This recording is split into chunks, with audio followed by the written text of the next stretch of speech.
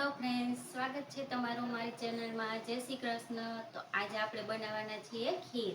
તો ખીર તો લગભગ બધા બનાવતા જ હોય છે, જે રાંદલમાના પ્રસાદમાં ખાસ કરીને બનાવવામાં આવતી હોય છે અને શ્રાદ્ધ પક્ષમાં પણ બનતી હોય છે. તો આજે આપણે એક અલગ રીતથી ખીર બનાવવાના છીએ, જે છે કુકરમાં ખીર બનાવવાના છીએ, જે 10 જ મિનિટમાં બની જવાની છે ફટાફટ. તો ચાલો આપણે ખીર બનાવીશું. તો ખીર બનાવવા માટે આપણે અહીં અડધો કપ જીરાસર ચોખા લઈ લીધા છે. તમે જોઈ શકો છો આ રીતના ઝીણા આવતા હોય છે, એની ખીર સારી બને છે. તો તમારે બને ત્યાં સુધી આ જીરાસર ચોખા જ યુઝ કરવાના છે ખીર બનાવવામાં. તો હવે આ ચોખાને આપણે સારી રીતે ધોઈ લેવાના છે. આ રીતે 2-3 પાણીથી વોશ કરી લેવાના છે. ત્યારબાદ આપણે આ ચોખાને પલાળવાના છે. આ રીતે ધીમે ધીમે ઘસી અને આપણે 2 પાણીથી ચોખાને ધોઈ લેશું.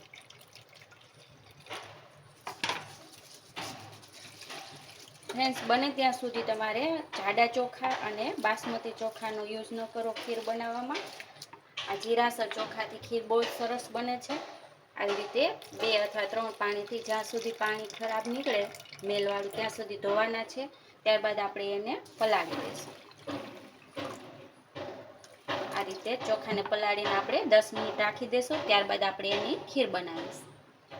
બનાવવા માટે અહીં મેં 1 લીટર દૂધ લઈ લીધું છે, જે ગરમ કર્યા વગરનું છે. એટલે ફૂલ ફેટ તમારે દૂધ લઈ લેવાનું છે. ગરમ કરેલું હોય તો પણ ચાલે, પણ મલાઈ સાથે લઈ લેવાનું. એને આપણે ગરમ કરીશું. અત્યારે આપણે 750 ml જેટલું દૂધ ગરમ કરવા મૂકી દઈશું. જ્યાં સુધીમાં દૂધ ગરમ થાય છે ત્યાં સુધીમાં જે આપણે આ ચોખા પલાળેલા હતા એ તમે જોઈ શકો છો. એક દાણો તોડીને બતાવીશ, જે તરત તૂટી જાય છે, ભાંગી જાય છે. એટલે આપણી ખીર બનતા વાર નહીં લાગે. તો હવે આ પાણી આપણે કાઢી નાખીશું અને જ્યારે દૂધ ગરમ થઈ જશે એટલે આપણે એમાં આ ચોખા ઉમેરી દેવાના છે. આપણું દૂધ હવે ગરમ થઈ ગયું છે, તો ગેસની ફ્લેમ સ્લો કરી નાખીશું અને જે આપણે ચોખા પલાળ્યા હતા એનું પાણી કાઢી અને એમાં એડ કરી દેવાના છે. તમારે આ રીતે બધા ચોખા આપણે એડ કરી દઈશું.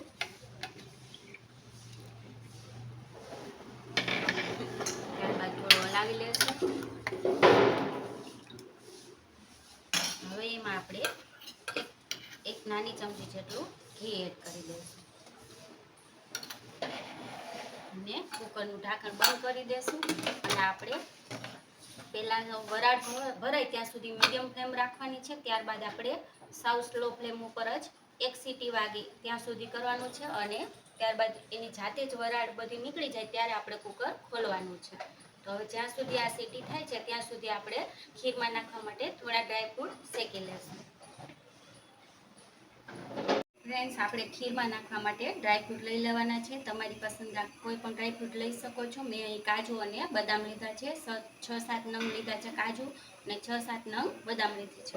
તેને આપણે હવે થોડું શેકી લેશું. તો 1 ચમચી ઘી આપણે ગરમ કરવા મૂકી દઈશું. એમાં આ 2 કટ કરેલા છે કાજુ બદામ, એને આપણે થોડુંક શેકી લેશું, જેથી એની કચાશ દૂર થઈ જશે અને ખાવામાં ખૂબ જ ક્રન્ચી સરસ ટેસ્ટ આવશે ડ્રાયફ્રૂટનો. આ રીતે ધીમા ગેસે આપણે એને 1 મિનિટ માટે શેકી લેવાનું છે. ડ્રાયફ્રૂટ નાખવું પણ ટોટલી ઓપ્શનલ છે. તમે નહીં નાખો તો પણ તમારી ખીર સરસ જ બનશે, અને ડ્રાયફ્રૂટ નાખશો તો વધારે સરસ બનશે.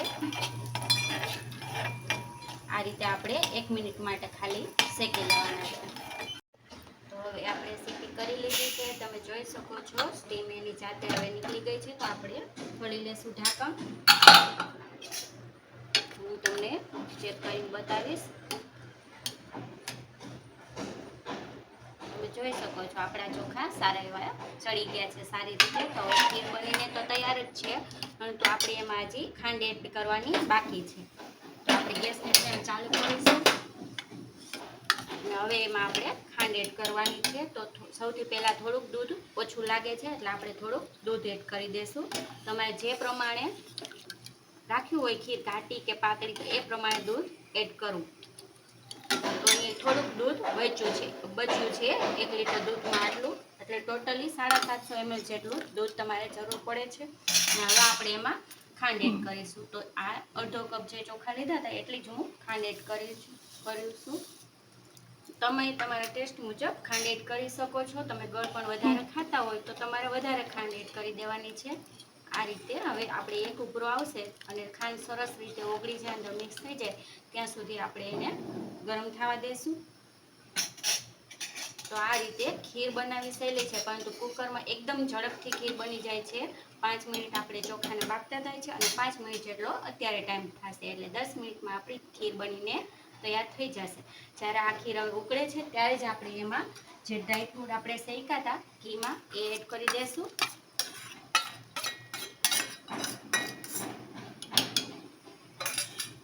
ત્યારબાદ અડધી નાની ચમચી જેટલો એલચી પાવડર એડ કરી દઈશું.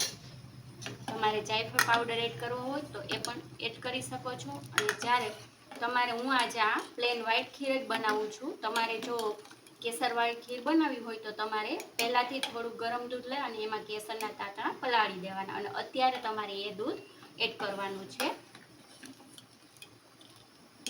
આ રીતે આપણે એક ઉભરો આવે ત્યાં સુધી ઉકાળીશું. તો હવે ખીર આપણી બનીને તૈયાર છે. પછી આપણે તૈયાર થશે એટલે સર્વ કરીશું.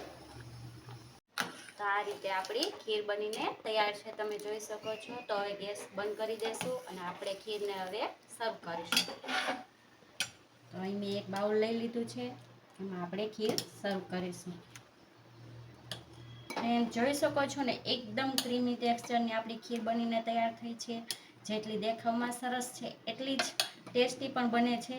તો હવે જ્યારે પણ તમે ખીર બનાવો ત્યારે આ રીતના ખીર જરૂરથી બનાવજો, તો તમારી ખીર પણ ખૂબ જ ટેસ્ટી બનશે.